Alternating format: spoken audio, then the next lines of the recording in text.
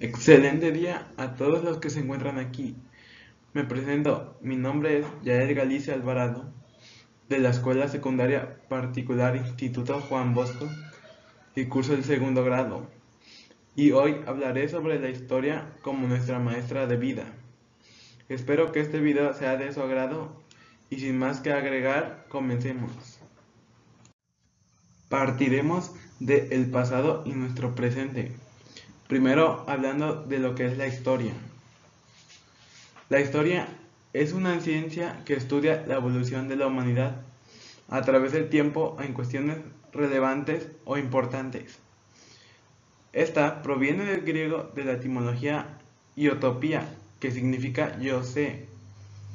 Toma como base el pasado que formaron civilizaciones que tuvieron hechos y procesos relevantes con causas y consecuencias en un tiempo determinado que parte hacia el presente. Ahora hablaremos sobre las edades en que ésta se divide para su estudio, la cual es la prehistoria, que abarca la edad de piedra y la edad de los metales. Seguido viene la edad antigua, que contiene civilizaciones agrícolas. La edad media, que también contiene sus propias civilizaciones, como lo son el Imperio Romano. La edad moderna, la cual abarca el Renacimiento y que contiene el descubrimiento de América. La edad contemporánea, que comienza con el descubrimiento de las máquinas de vapor. La edad digital, la cual se caracteriza por el uso de dispositivos, el Internet y las telecomunicaciones.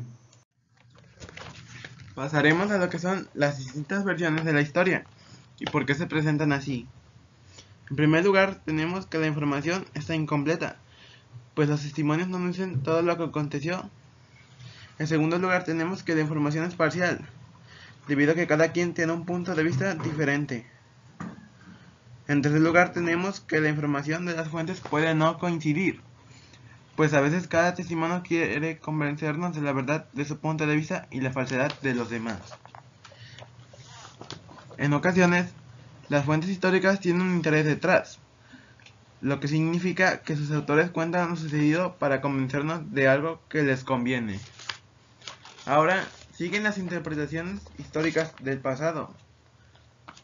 La historia no es solo un relato de lo que aconteció en el pasado, sino también una interpretación de los sucesos y procesos. Esto quiere decir que tratamos de comprenderlos y explicarlos, darle sentido y relacionarlos con nosotros y nuestro presente. La interpretación busca comprender el sentido que tuvieron hechos y procesos históricos para quienes lo vivieron. Esto quiere decir que intentamos averiguar cómo los presenciaron y entendieron cómo reaccionaron ante ellos, así como las razones por las que actuaron de determinada forma. De esa misma manera, el historiador debe cuestionar a las fuentes para tener la mayor cantidad de información posible, que le diga no solo lo que aconteció, sino principalmente las razones por las que sucedió un hecho histórico, y a partir de esa información construir su versión de un acontecimiento. Ahora sigue lo que son las fuentes históricas, y empezaremos hablando sobre ellas, definiendo lo que son. Las fuentes históricas son todo aquel documento o restos materiales que se utilizan para tener información del pasado y poder reconstruirlo. Aquí se nos presentan varios tipos, los cuales se pueden clasificar en dos, primarias y secundarias. Las primeras, que serían las fuentes primarias, se refieren a todo aquel testimonio del pasado que haya sido elaborado en la época que estamos estudiando, a diferencia de las fuentes secundarias, que son todo aquello que los historiadores han escrito posteriormente sobre un hecho o un proceso histórico. Y por último, para concluir lo que son las fuentes históricas, veremos los tres pasos para analizar estas. Y se divide en tres. El primero es la crítica externa, la cual consiste en estudiar el origen de la fuente, sus características físicas, sus formas y contenido para determinar si es auténtica, es decir, si de verdad viene de la época de la que habla, quién la escribió o fabricó y por qué. Seguido viene la crítica interna, que analiza el contenido de las fuentes para identificar opiniones y puntos de vista de lo que reflejan los hechos que podríamos considerar verdaderos, e incluso, muchas veces, las mentiras y las distorsiones. Este es el paso más laborioso del análisis de las fuentes, pues implica estudiar cada detalle. Y por último, la interpretación.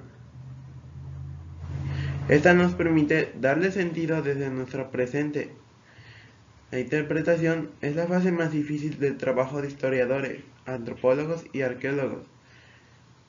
Y también es la más polémica, pues depende del punto de vista, de las teorías que se emplean o de aquello que interesa demostrar. Para interpretar una fuente escrita, la relacionamos con otras fuentes de la época y así la integramos a la historia del pasado que estamos construyendo. Por último, veremos cómo se construye la historia y partiremos hablando sobre las diferencias entre hechos históricos y procesos históricos. Los hechos históricos son todos aquellos sucesos o eventos del pasado que hayan provocado transformaciones significativas, así como los que tuvieron consecuencias visibles e inmediatas. Por lo general, estos hechos o acontecimientos históricos se caracterizan por tener una corta duración, que consta de horas, días o semanas, y por ser situaciones concretas ocurridas en una fecha exacta, como puede ser la fundación de Tenochtitlan en el año 1325. Ahora hablaremos sobre los procesos históricos. Se refiere a toda una serie de acontecimientos o hechos sucesivos relacionados entre sí. Se distinguen por marcar transformaciones profundas y duraderas en todos los aspectos políticos, sociales, económicos y culturales. A diferencia de los hechos históricos, los procesos tienen una duración más larga, incluso pueden abarcar siglos, ya que los cambios solo son perceptibles cuando se analizan en una escala mayor a los meses o los años. También existen procesos más cortos, porque los eventos que los caracterizan generan cambios bruscos o rupturas. Incluso varios procesos coexisten y suceden al mismo tiempo. En cualquier de los casos, determinar el inicio y el fin de estos es muy difícil. Ahora veremos lo que es el tiempo histórico. Este se remonta a épocas remotas, donde los seres humanos han sentido la necesidad de medir el tiempo, no solo para saber el momento oportuno de la cosecha o prepararse para la crecida de un río, sino para dejar constancia de su propia existencia. Y así es como surgieron los primeros calendarios, que consistían de observaciones astronómicas, la consignación de los días más importantes para el culto religioso o la identificación de eventos como el cambio de dinastías o linajes, como puede ser el caso de Mesoamérica. En particular, en las zonas maya y zapoteca, se crearon estelas conmemorativas, que incluían además los grandes hechos de los gobernantes y sus familias o las victorias bélicas. Ahora hablaremos sobre qué es la periodización. La periodización es una herramienta metodológica para dividir y estudiar el tiempo en épocas, etapas y periodos. El historiador busca eventos o fechas que significan cambios cualitativos en la vida y la actividad humana, como el descubrimiento de América o la Revolución Francesa.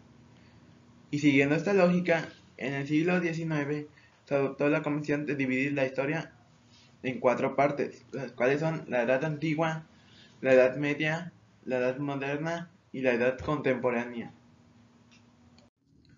Por último, veremos lo que es escribir la historia, relatar o explicar. Y en los tiempos más remotos no se hablaba de historia, sino de mitos, leyendas, registros o crónicas. Más tarde se le llamó relato, más o menos fundamentado de sucesos diversos. Al paso de los siglos, el concepto y la función de la historia sufrieron más transformaciones y se llegó a afirmar que esta debía ser el relato de los hechos tal cual ocurrieron. Así, esta disciplina se proponía dejar constancia de lo que en realidad había pasado, sin que las ideas, los intereses y las circunstancias del historiador influyeran en su descripción del pasado. La historia, concebida como ciencia, no se reduce a la mera numeración de acontecimientos en un relato cronológico coherente, sino a la explicación de estos a partir del tipo de relaciones que los vinculan entre sí. Esto es determinar sus múltiples causas y consecuencias, lo que se le conoce como causalidad.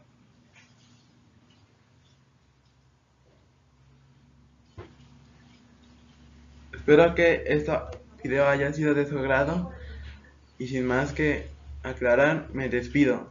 Gracias.